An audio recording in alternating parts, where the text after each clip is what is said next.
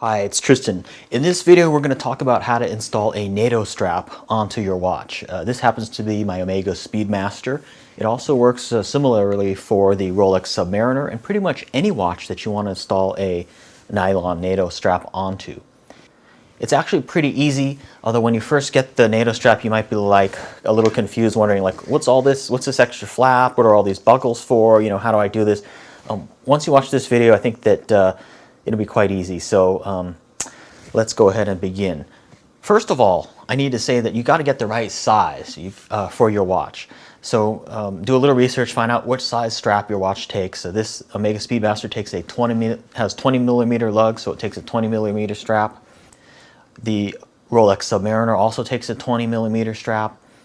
If you want to be sort of like James Bond, Sean Connery in the James Bond movies had a NATO strap on his Rolex Submariner, but he had a thinner NATO strap. He had an 18 millimeter, even though the Rolex Submariner he was wearing typically uses a 20 millimeter strap width. So in the couple of movies where he was wearing a NATO strap on his Rolex, the strap was a little bit thinner than the actual head of the watch.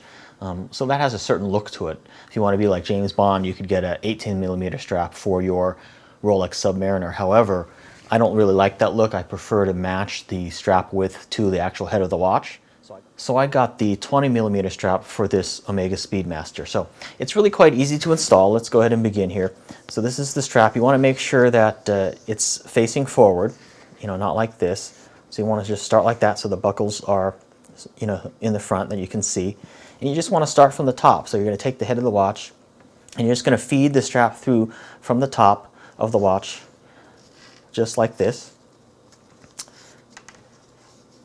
And then you're also going to want to take the long strap and feed it up through the bottom of the watch like that. So the watch is just sort of on like that. And as you can see, part of the NATO strap will cover the back part of the watch. And then the long flap also feeds through this extra bit of flap on the bottom as well. So there's actually going to be 2 layers of strap underneath the watch. So you can see that like that. And then you want to just take a look at it and make sure it's even. The space between here and here is relatively even, and it looks like it's about right. And that's pretty much all you have to do. Now you just put it on your wrist.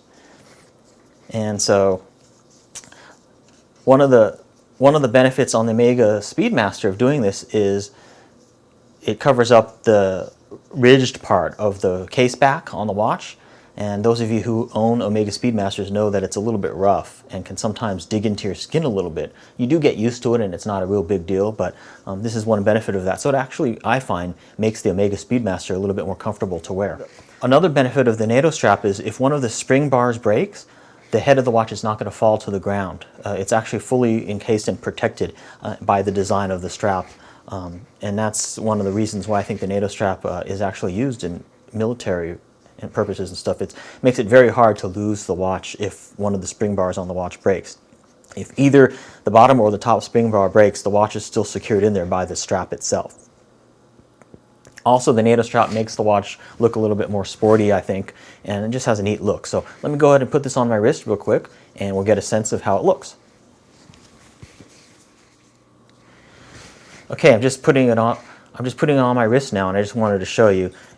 You'll thread the buckle through, and then you'll put the strap through these 2 additional buckles here on the bottom. Hopefully you can see it. It's a little bit of an awkward angle here. But you'll just thread that through. And then as you'll notice, as you put it on, there's this bit of extra strap. That's normal, no matter what size wrist you have. So some people like to feed that through this, like that. Just so you have an extra bit of flap like that, you know, like that, just so it's not in the way. Or you can also take it and feed it back through the top one. So that's just your own personal preference, whether or not you want 2 pieces of metal showing, you know, there, or 1 piece of metal. And eventually, as the strap wears in, this is going to, you know, fold down and just be a little bit more comfortable. So there's 2 different ways of doing it.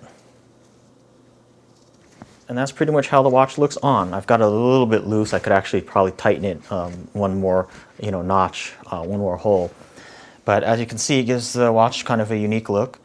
And again, you know, this part of, as as the NATO strap wears in and starts aging, this will all flatten out a little bit.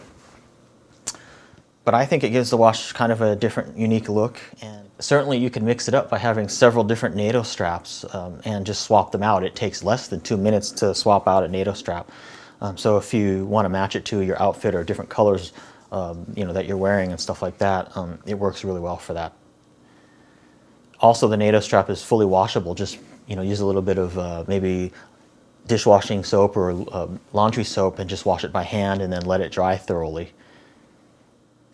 So this has been a quick demonstration of the NATO strap install on the Omega Speedmaster, and again, it works for pretty much any watch, such as the Rolex Submariner as well. Any questions or comments, please feel free to leave them. And in another video, I'm going to be talking about what makes a good NATO strap and what makes a bad one and what to watch out for, because you don't want to get a real crappy one or something like that. You want to get a pretty decent one. So that'll be a topic for another video. Thanks for watching, and I'll see you in my next video. Take care.